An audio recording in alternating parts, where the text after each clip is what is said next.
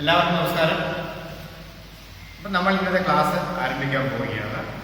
ഇന്ന് നമ്മൾ പഠിപ്പിക്കുന്ന ടോപ്പിക്ക് ഫ്രിക്ഷനെ കുറിച്ചാണ്. ഫ്രിക്ഷൻ എന്താണ് ഫ്രിക്ഷൻ? എന്താണ് friction? The force opposes the relative motion between two surfaces in contact is called friction. The force which opposes the relative motion between two surfaces in contact is called friction. അതായത് രണ്ട് surface തമ്മിൽ contact ഇല്ലിരിക്കുമ്പോൾ അവയുടെ മൂവ്മെന്റിനെ, അവയുടെ ചലനത്തെ തടസ്സപ്പെടുത്തുന്ന, അവയ്ക്കിടയിൽ അനുഭവപ്പെടുന്ന, സർഫസിനിടയിൽ അനുഭവപ്പെടുന്ന ഫോഴ്സിനെ വിളിക്കുന്ന പേരാണ് ഫ്രിക്ഷണൽ ഫോഴ്സ് അഥവാ ഫ്രിക്ഷൻ. രണ്ട് സർഫസുകൾ തമ്മിൽ കോണ്ടാക്ട് ചെയ്യുമ്പോൾ അവയുടെ ചലനത്തെ, മൂവ്മെന്റിനെ തടസ്സപ്പെടുത്തുന്ന ആ സർഫസുകൾക്കിടയിൽ രൂപപ്പെടുന്ന ഫോഴ്സിനെ വിളിക്കുന്ന പേരാണ് ഫ്രിക്ഷൻ അഥവാ ഫ്രിക്ഷണൽ ഫോഴ്സ്. അപ്പൊ ഇനി നമുക്ക് ഡെഫിനിഷൻ പറയാം. The force which opposes the relative motion between two surfaces in contact. The friction depends on the surfaces of the surface in contact, the nature of the surfaces in contact. ഈ frictional force ഈ contact വേണ്ട സർഫസുകളുടെ നേച്ചറിനെ ആശ്രയിച്ചിരിക്കുന്നു. നമുക്കറിയാം, രണ്ട് മിനുസമായിട്ടുള്ള രണ്ട് സർഫസുകളാണെങ്കിൽ നമുക്കറിയാം പെട്ടെന്ന് അങ്ങോട്ടും ഇങ്ങോട്ടും നീക്കാൻ പറ്റും. കാര്യം ഫ്രിക്ഷൻ കുറവായിരിക്കും. പോളിഷ്ഡ് സർഫസ് അഥവാ സ്മൂത്ത് സർഫസിനിടയിൽ ഫ്രിക്ഷൻ കുറവായിരിക്കും. എന്നാൽ പരുക്കനായിട്ടുള്ള രണ്ട് സർഫസുകളാണെങ്കിൽ എന്ത് ചെയ്യും? അങ്ങോട്ടും ഇങ്ങോട്ടും നീക്കാൻ നമുക്ക് ബുദ്ധിമുട്ടായിരിക്കും. അപ്പൊ അങ്ങനെയുള്ള സർഫസുകളാണെങ്കിൽ എന്ത് ചെയ്യും? റഫ് സർഫസിലാണെങ്കിൽ ഫ്രിക്ഷണൽ ഫോഴ്സ് എന്താ വരും? കൂടുതലായിരിക്കും. അപ്പം ഫ്രിക്ഷണൽ ഫോഴ്സ് ആ സർഫസുകളുടെ നേച്ചറിനെ, കോണ്ടാക്ട് ഇരിക്കുന്ന സർഫസുകളുടെ നേച്ചറിനെ, the force which opposes the relative motion between two surfaces in contact is called frictional force or friction. Friction depends on the nature of the surfaces in contact. അതേപോലെ the direction of the frictional force is always opposite to the direction of motion. മോഷന് നേരെ എതിർ ദിശയിലായിരിക്കും frictional ഫോഴ്സിന്റെ direction. ഇപ്പൊ ഞാൻ ഈ കാരണം എന്ത് ചെയ്യാണ്, ഈ കൈപ്പാടും മേലുകൂടെ മറ്റേ കൈ ഇങ്ങനെ നീക്കുകയാണെങ്കിൽ മോഷൻ ഫോർവേഡ് ഡയറക്ഷനാണ്. അങ്ങനെയെങ്കിൽ ഫ്രിക്ഷൻ എങ്ങോട്ടായിരിക്കും? ഈ ബാക്ക്വേർഡ് ആണ്. കാര്യം മോഷനെ എതിർക്കുന്ന ഫോഴ്സാണ് ഫ്രിക്ഷണൽ ഫോഴ്സ്. അതുകൊണ്ട് തന്നെ മോഷന്റെ നേരെ എതിർ ദിശയിലായിരിക്കും ഫ്രിക്ഷണൽ ഫോഴ്സിന്റെ direction. The direction of the frictional force is opposite to the direction of motion.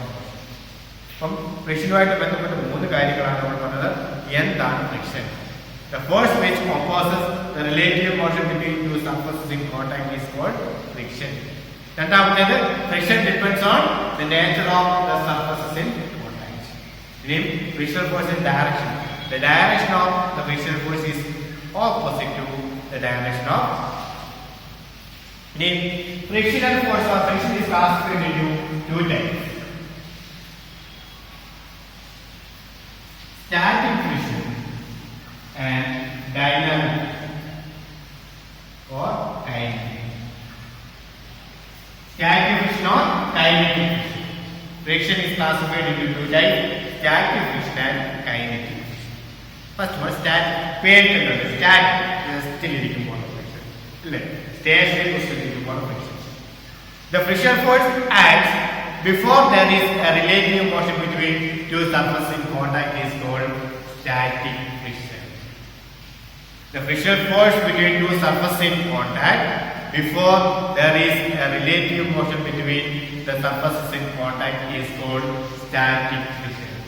രണ്ട് കോണ്ടാക്ട് നിൽക്കുന്ന രണ്ട് സർഫസുകൾക്കിടയിൽ അനുഭവപ്പെടുന്ന ഫ്രിക്ഷണൽ ഫോഴ്സിനെയാണ് സ്റ്റാറ്റിക് ഫ്രിക്ഷൻ എന്ന് പറയുന്നത്. എപ്പോൾ?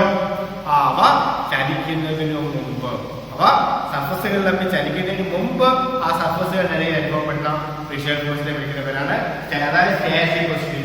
ഇപ്പൊ ഇത് രണ്ടിനും ഉറച്ചിരിക്കുകയാണെങ്കിൽ ഇതിന്റെ ഇടയിൽ രണ്ട് ഭാഗത്തിന്റെ ഇടയിൽ അനുഭവപ്പെട്ട ഫ്രിക്ഷണൽ ഫോഴ്സ് ഏതായിരിക്കും? സ്റ്റാറ്റിക് ആയിരിക്കും. ആ ചലനം തുടങ്ങുന്നതിന് മുമ്പ് അനുഭവപ്പെടുന്ന the maximum value of frictional force before there is a relative motion between two surfaces in contact.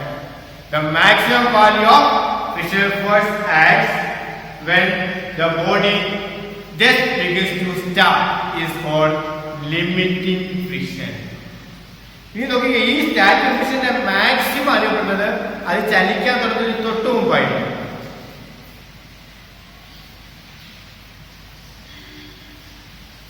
ഈ ഫ്രിക്ഷൻ ഫോഴ്സ് നമുക്ക് മാക്സിമം അനുഭവപ്പെടുന്നത് എപ്പോഴായിരിക്കും? അത് ചലിക്കാൻ തുടങ്ങുന്നതിന് തൊട്ട് മുമ്പായിരിക്കും. അന്നേരമുള്ള സ്റ്റാറ്റിക് ഫ്രിക്ഷനെ വിളിക്കുന്ന പേരാണ്, ആ മാക്സിമം വാല്യൂ അന്നേരമാണ്, അതിനെ വിളിക്കുന്ന പേരാണ് limiting friction.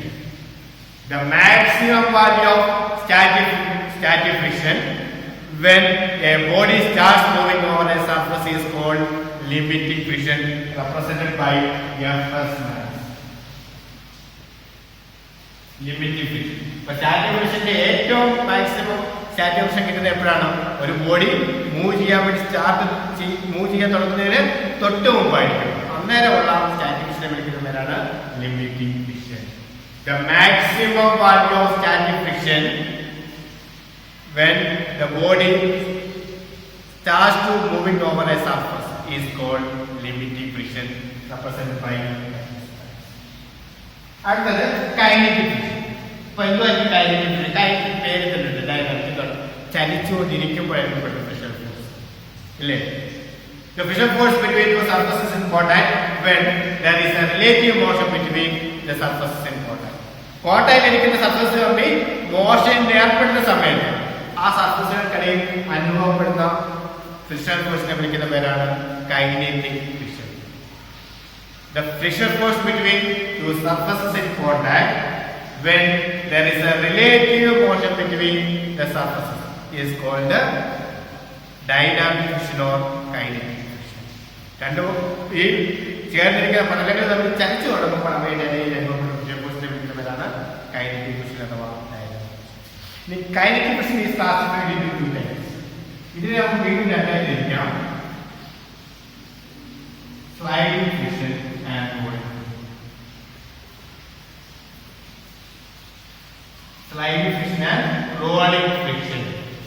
Sliding method. The friction force acts when one body slides over another is called sliding friction. ഒരു പ്രതലത്തിന് മണ്ടയിൽ ഒരു വസ്തു മറ്റൊരു വസ്തുവിന്റെ മുന്നിൽ സ്ലൈഡ് ചെയ്യുന്ന സമയത്ത് തെന്നി നീങ്ങുമ്പോഴും അവർക്കിടയിൽ അനുഭവപ്പെടുന്ന ഫ്രിക്ഷൻ ഫോഴ്സിനെ വിളിക്കുന്ന പേരാണ് sliding friction. The friction force acts when one body slides over another is called sliding friction.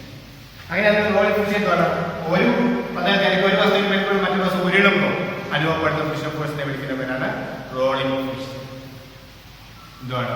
The friction force acts when one body rolls over another is called rolling friction. ഇവിടെ value static friction is greater than kinetic friction. എപ്പോൾ static friction എന്ന് പറയുന്നത് kinetic ഫ്രിക്ഷനേക്കാൾ കൂടുതലായിരിക്കും. നമുക്കറിയാം, ഉറച്ചിരിക്കുന്ന ഒരു വസ്തുവിനെ നമുക്ക് നീക്കാനായിരിക്കും എപ്പോഴും ഏറ്റവും കൂടുതൽ ഫോഴ്സ് പ്രയോഗിക്കേണ്ടത്. അതേസമയം ചലിച്ചുകൊണ്ടിരിക്കുന്ന ഒരു കല്ലായിരിക്കും, ഉരുണ്ടോണ്ടിരിക്കുന്ന കല്ലിനെ നമുക്ക് തള്ളാൻ എളുപ്പമായിരിക്കും. എന്നാൽ ഉറച്ചിരിക്കുന്ന ഒരു കല്ല് നമുക്ക് അത്രയും വേഗത്തിൽ നമുക്ക് തള്ളി മാറ്റാൻ പറ്റില്ല. കാര്യം അന്നേരം ആ ഗ്രൗണ്ടും കല്ലും തമ്മിലുള്ള ഫ്രിക്ഷൻ ഫോഴ്സ് വളരെ കൂടുതലായിരിക്കും. അപ്പൊ അതിന് ഈക്വലും കൂടുതലുമായിട്ടുള്ള ഒരു ഫോഴ്സ് പ്രയോഗിച്ചാൽ നമുക്ക് അതിനെ മാറ്റാൻ പറ്റും. എന്നാൽ അത് ചലിച്ചോണ്ട് ഉരുണ്ടോണ്ടിരിക്കുമ്പോഴാണെങ്കിൽ നമുക്ക് അതിനെ എന്ത് ചെയ്യാൻ പറ്റും? കുറച്ചുകൂടെ വേഗത്തിൽ നമുക്ക് മാറ്റാൻ സാധിക്കും. എപ്പോഴും സ്റ്റാറ്റിക് ഫ്രിക്ഷൻ ആയിരിക്കും എന്തിനേക്കാൾ കൂടുതൽ? കൈനറ്റിക് ഫ്രിക്ഷനേക്കാൾ കൂടുതൽ. ഇനി കൈനറ്റിക് ഫ്രിക്ഷൻ തന്നെ sliding friction. Sliding friction is greater than rolling friction. Sliding friction എന്ന് പറയുന്നത് എപ്പോഴും എന്തുമായിരിക്കും? റോളിംഗ് ഫ്രിക്ഷനേക്കാൾ കൂടുതലായിരിക്കും. നമ്മൾ മുഖ്യമായിട്ട് കാണുന്നതാണ്. എന്താണ്? നമ്മൾ ഈ ക്യാരി ബാഗ് മൂലം കാണുന്ന അതിന്റെ വേര് പിടിപ്പിക്കുന്നത്. കാര്യം വേര് പിടിപ്പിക്കുക എന്ത് ചെയ്യും? കറങ്ങ് വാരി ചെയ്യുന്നത് എന്ത് ചെയ്യും? അല്ലെങ്കിൽ സർഫസിൽ കൂടെ എന്ത് ചെയ്യാണ്? കറങ്ങുകയാണ്. അപ്പൊ എന്ത് ചെയ്യും? അതിന് ഫ്രിക്ഷൻ ഫോഴ്സ് കുറവായിരിക്കും. റോളിംഗ് ഫ്രിക്ഷൻ അനുഭവപ്പെടുന്നതുകൊണ്ട് എന്ത് ചെയ്യും? ഫ്രിക്ഷൻ ഫോഴ്സ് കുറവായിരിക്കും. അതുകൊണ്ട് വേഗത്തിൽ നമുക്ക് അനായാസമായിട്ട് കൊണ്ടുപോകാൻ പോകാൻ പറ്റും. അതുകൊണ്ടാണ് വലിയ ബാഗിലൊക്കെ എന്തിരിക്കുന്നത്, ക്യാരി ബാഗിന് താഴെ വേര് പിടിപ്പിക്കുക. നമുക്ക് എന്ത് ചെയ്യും? വലിച്ചോണ്ട് പോവുകയാണെങ്കിൽ സ്ലൈഡിംഗ് ഫ്രിക്ഷൻ ആണ്. അതേസമയം ഇത് വേര് പിടിപ്പിക്കുക എന്തായിട്ട് മാറും? അത് റോളിംഗ് ഫ്രിക്ഷൻ ആയിട്ട് മാറും. റോളിംഗ് ഫ്രിക്ഷൻ താരതമ്യം കുറവായതുകൊണ്ട് നമുക്ക് വേഗത്തിൽ നമുക്ക് എന്ത് ചെയ്യാൻ പറ്റും? കൊണ്ടുപോകാൻ സാധിക്കും. അപ്പോൾ അതിന്റെ വാല്യൂ ഇതാണ്: static friction is greater than kinetic friction. അതേപോലെ തന്നെ sliding friction is greater than rolling friction. ഇത്രയുമാണ് ഫ്രിക്ഷനെ പറ്റിയുള്ള ആദ്യത്തെ നമ്മൾ പറഞ്ഞത്. എന്താണ് ഫ്രിക്ഷൻ? ഫ്രിക്ഷൻ എന്തിനെ ഡിപ്പെൻഡ് ചെയ്യുന്നു? ഫ്രിക്ഷന്റെ ഡയറക്ഷൻ എങ്ങനെയാണ്? രണ്ടാമത് പറഞ്ഞത് ടൈപ്സ് ഓഫ് ഫ്രിക്ഷൻ ആണ്. Friction is classified into static friction and kinetic friction. നമ്മൾ സ്റ്റാറ്റിക് ഫ്രിക്ഷൻ എന്താണെന്ന് പറഞ്ഞു. പിന്നെ മാക്സിമം വാല്യൂ ഓഫ് സ്റ്റാറ്റിക് ഫ്രിക്ഷനെ വിളിക്കുന്ന പേരാണ് ലിമിറ്റിംഗ് ഫ്രിക്ഷൻ. അതിനുശേഷം കൈനറ്റിക് ഫ്രിക്ഷൻ എന്താണെന്ന് പറഞ്ഞു. Two types of kinetic friction പറഞ്ഞു: static friction rolling. ഇനി നമ്മൾ അടുത്തായിട്ട് normal reaction.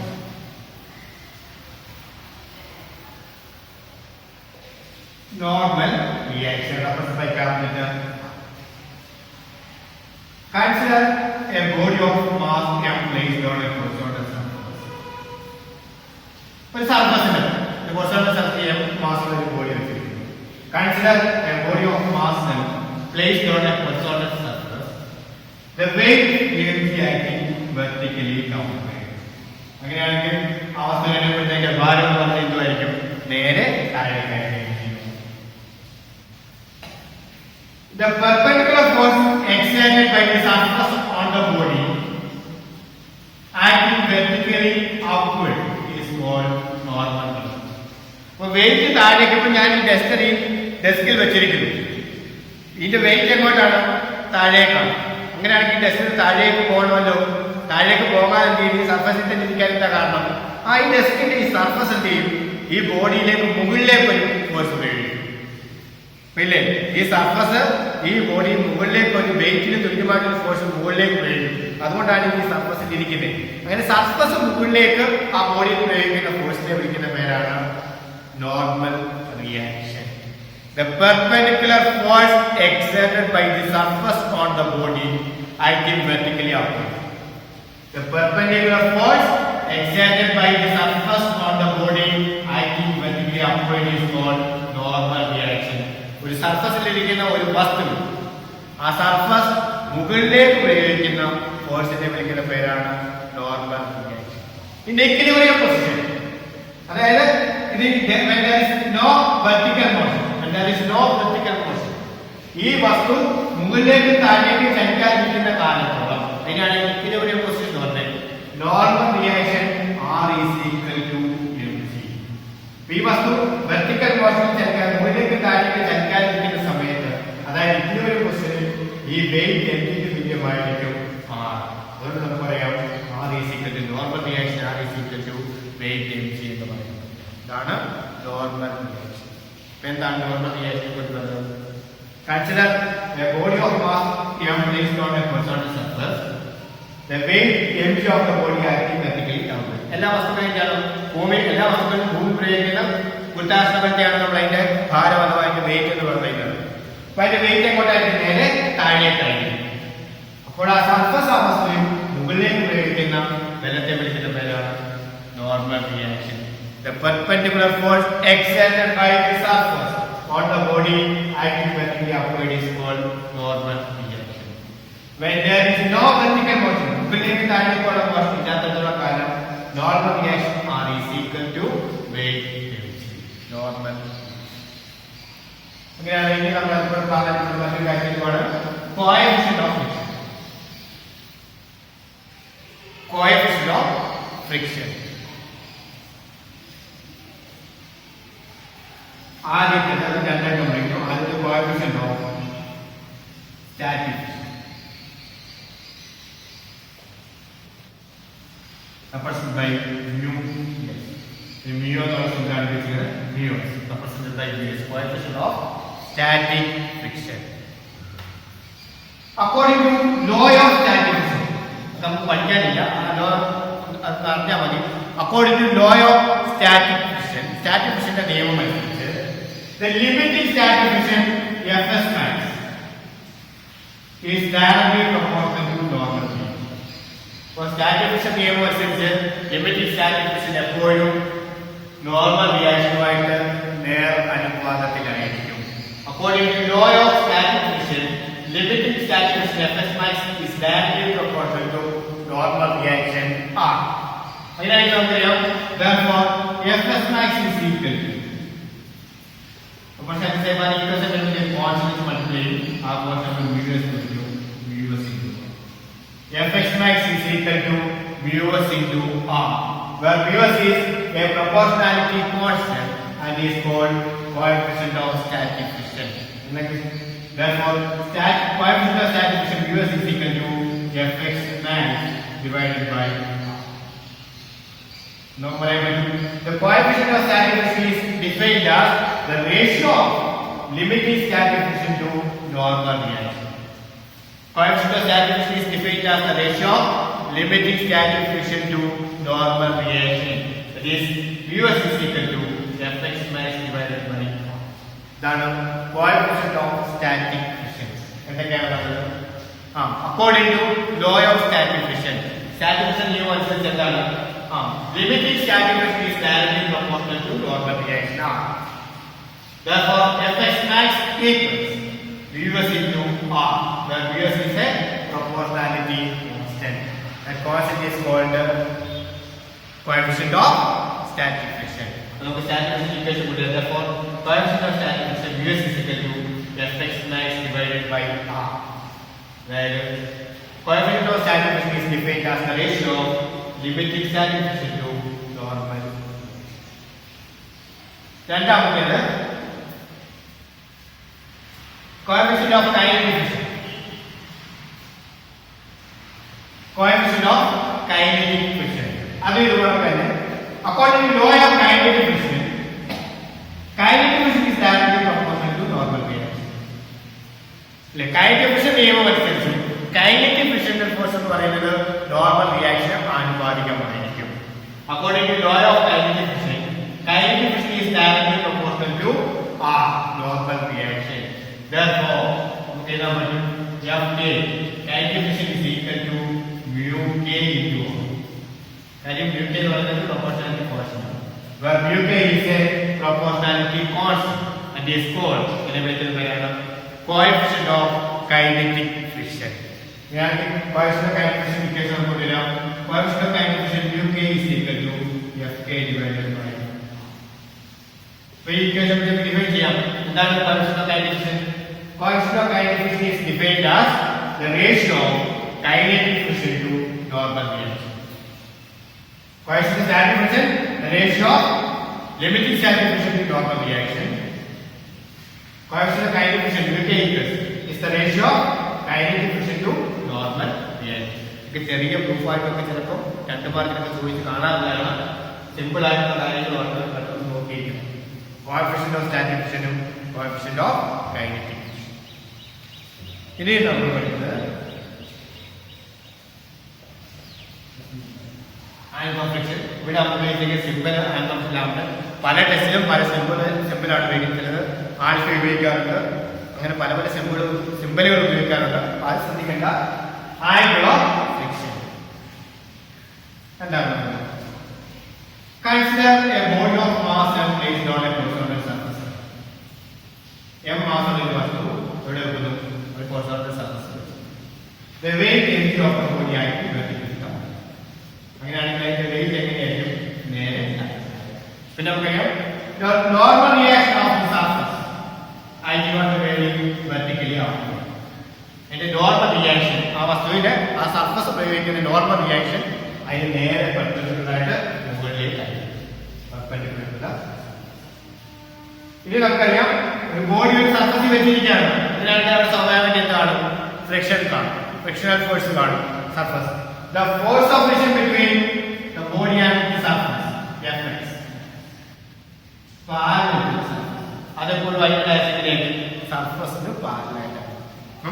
Consider a body of mass M placed on a horizontal surface.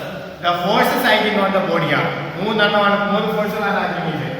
The weight mg acting vertically downward, normal reaction of the surface acting vertically upward, friction force between the body and the surface parallel to the surface. Then ഇതിന്റെ മുകളിലുള്ള ഭാഗം ഏതൊക്കെയാണ്? സർഫസിന് മുകളിലാക്കി ഏതൊക്കെയാണ്? x dash ഡയറക്ഷനിൽ നമുക്ക് limit static friction ഉണ്ട്. അതുപോലെ y direction നമുക്ക് എന്ത് കിട്ടുന്നുണ്ട്? Normal reaction. The resultant of normal reaction and limiting static friction is called resultant reaction. ഇവിടെ ഈ സർഫസിന് മുകളിൽ അനുഭവപ്പെടുന്ന രണ്ട് ഫോഴ്സ്, ഫ്രിക്ഷൻ ഫോഴ്സും നോർമൽ റിയാക്ഷനും, അവയുടെ രണ്ടിന്റെയും റിസൾട്ടന്റിനെ വിളിക്കുന്ന പേരാണ് resultant reaction.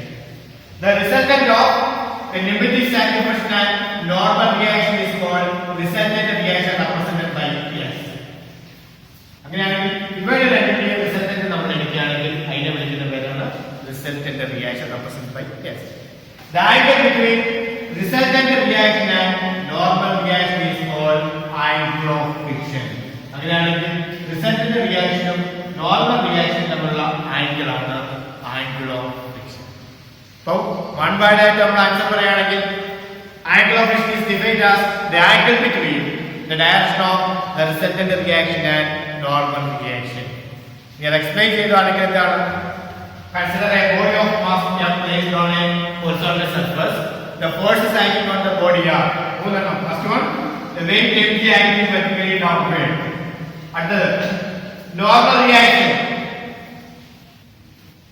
acting on the body, the normal reaction of the surface acting on the body vertically upward. ആ ബോഡി ആ സർഫസ് പ്രയോഗിക്കുന്ന നോർമൽ റിയാക്ഷൻ അത് നേരെ മുകളിലേക്കായിരിക്കും നോർമൽ റിയാക്ഷൻ. മൂന്നാമതായിട്ട് the limit is separation between the body and the surface parallel to the surface. ഈ മൂന്നെണ്ണമാണ് ഇവിടെ act ചെയ്യുന്ന force. Then the resultant of limit is separation and normal reaction is called resultant reaction represented by S. Angle between the direction of the resultant reaction and normal reaction is called angle of friction. Resultant reaction and normal reaction തമ്മിലുള്ള angle ആണ് angle of friction. ഇതുമായിട്ട് ബന്ധപ്പെട്ട ഒരു ആംഗിളാണ് നമ്മൾ പഠിക്കുന്നത്, angle of repose. Alpha by alpha, angle of repose or angle of angle of repose or angle of sliding. എന്താണ് ഈ angle of repose ഉം angle of sliding? Consider a body of mass and placed on an inclined way. ഒരു ചരിഞ്ഞ പ്രതലത്തിൽ നമ്മൾ ഒരു വസ്തു. Consider a body of mass and placed on an inclined way. The angle of inclination is gradually increased. അതിനുശേഷം നമ്മൾ എന്ത് ചെയ്യും? ഈ അതിന്റെ ഹൊറിസോണ്ടൽ സർഫസും ഈ ഇൻക്ലൈൻഡ് സർഫസും തമ്മിലുള്ള angle angle angle of inclination. ഈ ആംഗിൾ ഓഫ് ഇൻക്ലിനേഷൻ ചെറുകയും കിട്ടും.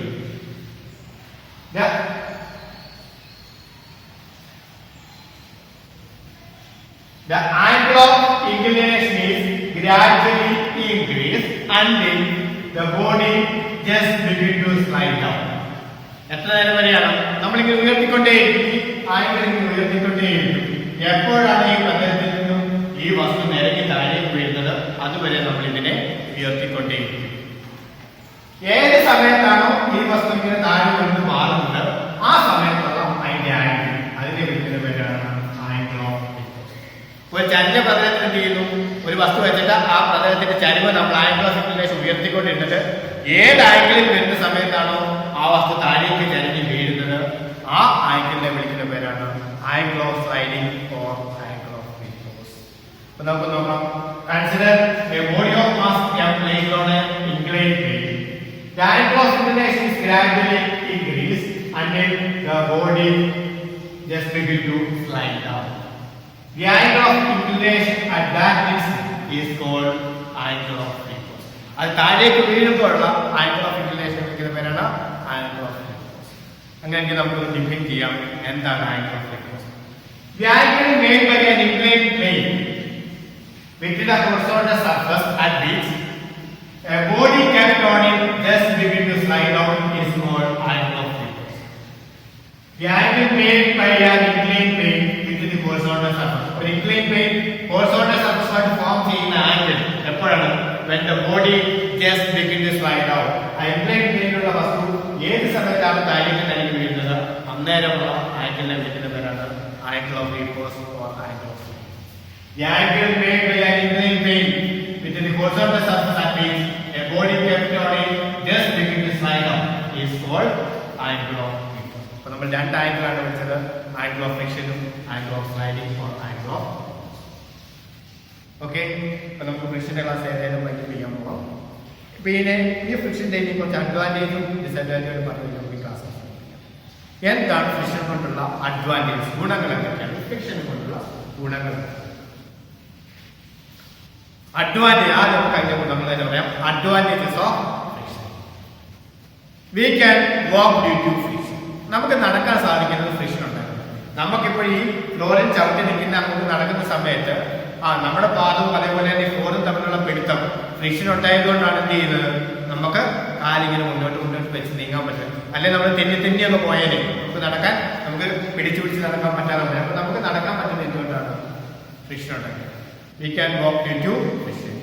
അതേപോലെ നമ്മൾ എഴുതാൻ സാധിക്കും. നമ്മളിപ്പോൾ നോട്ടൊക്കെ എഴുതാൻ സാധിക്കുന്നതാണ് പേനയും ടിപ്പോ അതേപോലെ തന്നെ പേപ്പർ നമ്മളെ ഫ്രിക്ഷൻ ഉണ്ടായതുകൊണ്ടാണ് നമ്മൾ പറയുന്ന രീതിയിൽ നമുക്ക് എഴുതാൻ പോകുന്നത്. അല്ലെ നമുക്ക് ഇപ്പം ഇങ്ങനെ നിർത്താൻ പറ്റത്തില്ല, അതിങ്ങനെ തെന്നി മാറിപ്പോയിക്കൊണ്ടിരുന്നില്ല ഫ്രിക്ഷൻ ഇല്ലാണെങ്കിൽ. We can write due to friction. എഴുതാൻ സാധിക്കില്ല. Vehicle start due to friction. വണ്ടികളൊക്കെ ഇങ്ങനെ നമുക്ക് സ്റ്റാർട്ട് ചെയ്യാൻ സാധിക്കില്ല, അതേപോലെ സ്റ്റോപ്പ് ചെയ്യാൻ സാധിക്കില്ല. ഇതെല്ലാം റോഡ് ടയറൊക്കെ തമ്മിലുള്ള ഫ്രിക്ഷൻ കൊണ്ടാണ്. അപ്പൊ ഇതെല്ലാം ഫ്രിക്ഷന്റെ അഡ്വാൻറ്റേജ് നമുക്ക് എല്ലാ ഫ്രിക്ഷന്റെ അഡ്വാൻറ്റേജ് പറയാൻ പറ്റും. അപ്പൊ നമുക്ക് ഏതാണ് പോയിന്റ് ആയിട്ട് പറയാം. We can walk due to friction, we can ride due to friction, vehicle start due to friction, vehicle stop due to friction. ഇനി ഇതിന്റെ പോരായ്മ എന്തൊക്കെയാണ്, ഡിസഡ്വാൻറ്റേജ് ഓഫ് ഫ്രിക്ഷൻ എന്തൊക്കെയാണ്? ഇതിന്റെ കോട്ടങ്ങൾ അഥവാ പോരായ്മ, ഫ്രിക്ഷൻ കൊണ്ടുള്ള പോരായ്മ. അതായത് friction causes efficiency of a machine. Move ചെയ്യുന്ന പാർട്ടുകളെല്ലാം നമുക്കറിയാം. ഒരു മെഷീൻ വർക്ക് ചെയ്യണമെങ്കിൽ സ്മൂത്തായിട്ട് കറങ്ങിക്കൊണ്ടിരിക്കണം. അതിന്റെ വീല് പോലുള്ള ഭാഗങ്ങളൊക്കെ നല്ല രീതിയിൽ കറങ്ങിക്കൊണ്ടിരിക്കണം. എപ്പോഴും ടൈറ്റ് ആകുന്നതും അത് കറങ്ങാതിരിക്കുന്നതും ഒക്കെ എപ്പോൾ വരുന്നതാണ്, അവിടെ ഫ്രിക്ഷൻ വരുന്ന സമയത്താണ്. ഫ്രിക്ഷൻ മോഷനെ എപ്പോഴും ഒപ്പോസ് ചെയ്യുന്ന ആരാണ്, ഫ്രിക്ഷനാണ്. അപ്പോൾ ഒരു മെഷീന്റെ എഫിഷ്യൻസി, അതിന്റെ കാര്യക്ഷമതയെ കുറയ്ക്കാൻ വേണ്ടി എന്തിനു സാധിക്കും, ഫ്രിക്ഷൻ കൊണ്ട് സാധിക്കും. അതെന്റെ ഒരു പോരായ്മയാണ്. Okay, friction reduces the efficiency of a machine. രണ്ടാമത്തേത് friction causes tear and wear. Friction causes tear, TEAR, tear and wear. എന്താണ്,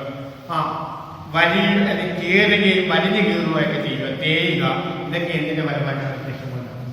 നമുക്കറിയാം, നമ്മളൊരു ചപ്പല് മേടിച്ച് ചെരുപ്പ് മേടിച്ചിരിക്കുകയാണെങ്കിൽ ചെയ്യും കുറച്ചാൾ കഴിയുമ്പോൾ തേഞ്ഞു പോകും. തേയാനുള്ള കാരണം എന്തുവാണ്, ഫ്രിക്ഷനാണ്. അതുപോലെ നമ്മൾ ഉപയോഗിക്കുന്ന കുപ്പായങ്ങളൊക്കെ, തുണികളൊക്കെ തേഞ്ഞ് കീറിയൊക്കെ പോകാനുള്ള കാരണം എന്താണ്, ഫ്രിക്ഷൻ മൂലമാണ്. അപ്പൊ ഈ തേയിലേക്ക് വലിച്ചു കീറുന്നത്, അതേപോലെ നമ്മൾ ഉപയോഗിക്കുന്ന വാഹനം ഉപയോഗിക്കുന്ന വീലൊക്കെ കുറച്ചാൾ കഴിയുമ്പോൾ കാണില്ല, അത് പൊട്ടിപ്പോകുന്നത്. ഇതിനെല്ലാം കാരണമാകുന്നത് ഫ്രിക്ഷനാണ്. അപ്പോൾ തേയ്മാനത്തിന് അതേപോലെ വലിഞ്ഞു കീറുന്നതിന് വേണ്ടി, കീറുന്നതിന് വേണ്ടി കാരണമാകുന്നത് ഫ്രിക്ഷനാണ്. Friction causes tear and. മൂന്നാമത്തേത് energy loss in the form of a heat. Friction causes energy loss in the form of a heat. Friction മൂലം തീപിടിക്കും. അങ്ങനെ തീപിടിക്കുമ്പോൾ ഇപ്പോഴത്തെ എനർജി നഷ്ടമാകും. ഉരസിന് മൂലമുള്ള തീപിടി ഉണ്ടാകുമല്ലോ, അതെല്ലാം എന്തിന്റെ കിടത്തിപ്പെടുന്നതാണ്, ഫ്രിക്ഷൻ മൂലം ഉണ്ടാകുന്നത്. അപ്പൊ അങ്ങനെ നമുക്ക് കണ്ടുപിടിക്കാൻ പറ്റും എനർജികളും ഹീറ്റ് എനർജിയായിട്ട് എനർജി നഷ്ടമുണ്ടാകും. അതേപോലെ ഫ്രിക്ഷന്റെ മറ്റൊരു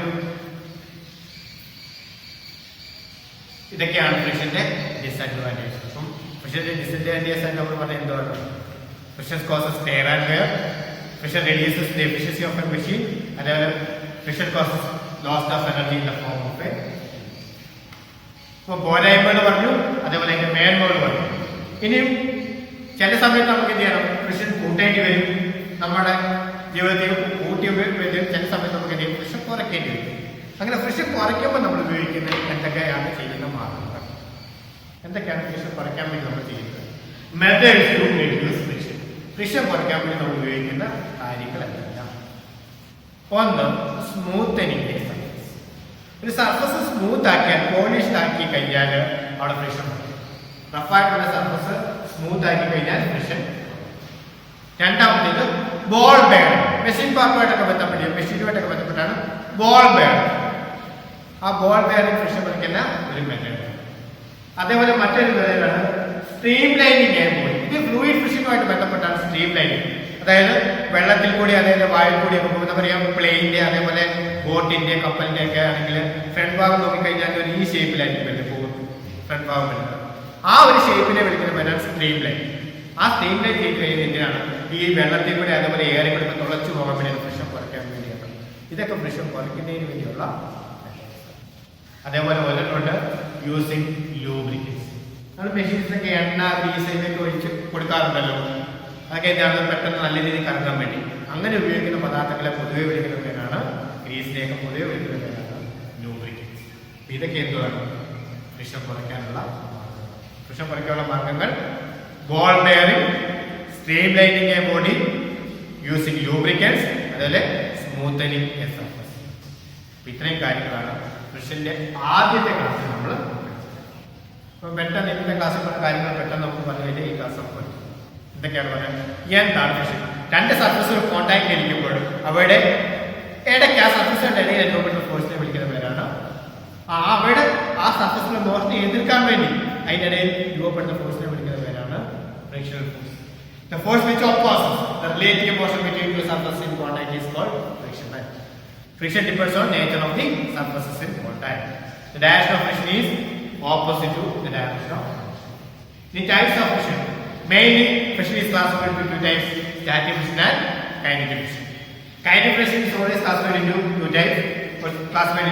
ഏതൊക്കെയാണ്? Sliding friction and rolling friction. അതിന്റെ ഡെഫിനിഷൻ നമ്മൾ പറഞ്ഞു കഴിഞ്ഞാണ്. അതിനുശേഷം പിന്നെ നമ്മൾ പോയത് ആംഗിൾ ഓഫ് ഫ്രിക്ഷനും കോഎഫിഷ്യന്റ് ഓഫ് ഫ്രിക്ഷൻ. രണ്ടെണ്ണമുണ്ട്. കോഎഫിഷ്യന്റ് സ്റ്റാറ്റിക് ഫ്രിക്ഷനും ഉണ്ട്, coefficient of kinetic friction. Coefficient of static friction viewers is equal to fx max divided by r. അതായത് coefficient static friction is the ratio of limiting static friction to normal reaction. അടുത്തത് coefficient of kinetic friction μk is defined as the ratio of kinetic friction to normal reaction. μk is equal to fk by r. Coefficient of friction പറഞ്ഞു. അതിനുശേഷം നമ്മളുള്ളത് angle of friction ഉം angle of repose. The angle between the direction of the resultant reaction and normal reaction is called angle of friction. രണ്ടാമത് പറഞ്ഞത് angle of repose. So angle of repose, the angle made by an inclined plane with the horizontal surface at which a body kept on its chest begin to slide up. ഒരു inclined plane ൽ ഇരിക്കുന്ന ഒരു വസ്തു താഴേക്ക് വീഴാൻ അതിന്റെ horizontal സർഫസുമായിട്ട് form ചെയ്യുന്ന അതിനുശേഷം അവസാനം പറഞ്ഞത് advantage of friction, disadvantage of friction, methods to reduce friction. ഇത്രയും പറഞ്ഞു നമ്മൾ ഇന്നത്തെ ക്ലാസ്